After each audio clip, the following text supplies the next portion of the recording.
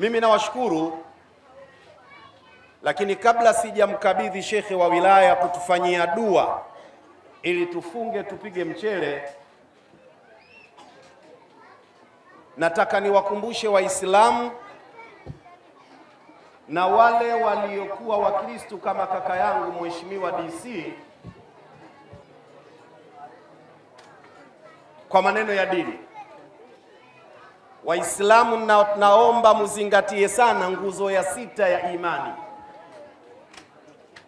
Ili uwe muumini madhubuti unatakiwa uishike nguzo ya 6 ya imani: kuamini, kuishiba na kuikumbatia kadari ama mpango wa Mungu.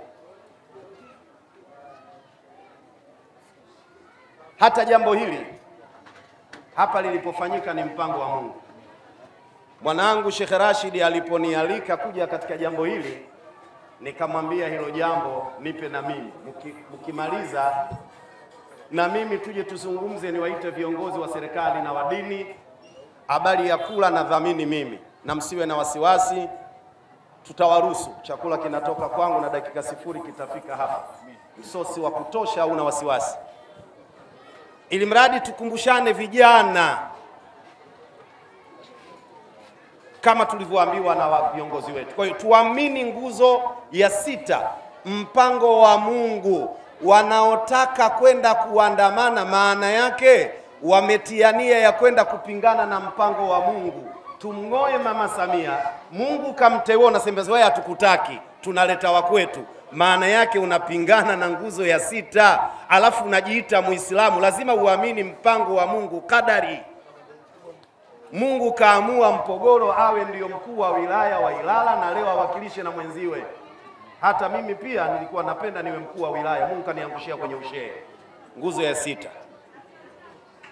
Mstaikimea, mlikuwa wengi mnataka nafasi hiyo. Kuamini mpango wa Mungu kakupa wewe kuwa ndio meya wetu.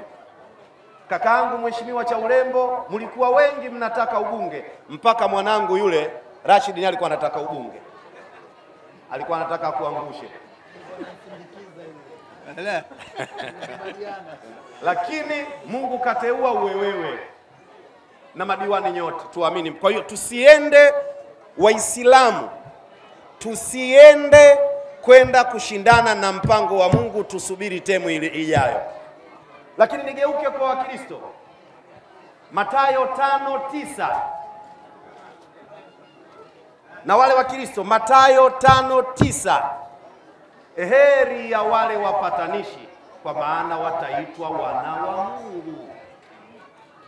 Ukiwa mpatanishi unaitwa mwana wa Mungu.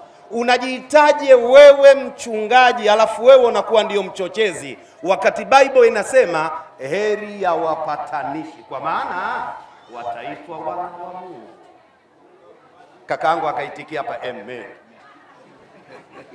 Niwaombe na wale Wakristo wote, twendeni tukashike pembe za jamvi la kikao, tukawe wapatanishi, ili tupate baraka ya kuitwa wana wa Mungu. Na maana halisi ya wana wa Mungu, maana yake ni wapendwa wa Mungu. Ingekuwa kwenye sheria, babu yangu, rafiki yangu, chawa wangu Sheikh Jongo wanakitu katika sheria wanaita qiyas wa aksi. Kama wapatanishi wataitwa wana wa Mungu, wapendwa wa Mungu, wachochezi wataitwa nani? Wapinzani wa Mungu. Kama wewe Mkristo wa kweli uko tayari kuitwa mpinzani wa Mungu, hizi ndio shukurani zangu, na kuombeni kila mmoja. Na kama tunaitakia heri nchi yetu, Mheshimiwa Rais kasema njooni tukae tujadili, tufanye maridhiano. Wataalamu wa somo la tarbia wana maneno yao, wanasema manidaa bima laisa fihi kadhabathu shawahidul imtihani. Anayejisifia kwa mambo ambayo hana ujuzi nayo, msipate tabu, mpeni majaribio. Akisema ye mtaalamu wa mpira kuliko Pakome, mpeni apige danadana 30, tutapata najibu anaweza kweli. Sasa hakuna sababu ya kutaka kuleta shida katika nchi. Mheshimiwa Rais kasema twendeni, basi tunachotakiwa sisi twende kwenye kikao cha maridhiano. Kama hakuna maridhiano anatuongopea, ndo tutakuja kwa wananchi. Niliwahi kusema viongozi wa serikali, ukweli, hata mkikasirika, Mheshimiwa Mpogoro, nyinyi hamuna watu ni wa kwetu sisi viongozi wa dini, ima wa mashehe Waislamu, ima wa wachungaji wa Kristo. Serikali inategemea wananchi ama raia kutoka kwetu. Tukiwaharibu nyoyo, Mheshimiwa Rais alisema viongozi wa dini wanapeleka mafundisho yao kwenye nyoyo, wanasiasa mafundisho yao yanakaa kwenye akili, na hatari zaidi yanayoathiri kwa haraka ni maneno ya kwenye nyoyo, kwa sababu raia wanaamini kwamba hayo ni mafundisho ya kiimani ya dini zao. Kwa tukiwaharibu, maana yake tunaichafua nchi. Si vyema sisi viongozi wa dini tuonekane ndiyo chanzo cha matatizo. Tuungane, Waislamu, Wakristo, wapagani na madhehebu zote zinazoungana na sisi, tushirikiane na serikali kuhakikisha utulivu unapatikana. Kama hapa nimeona timu kubwa hapa ya Mheshimiwa RPC wamekuja wanazunguka hapa.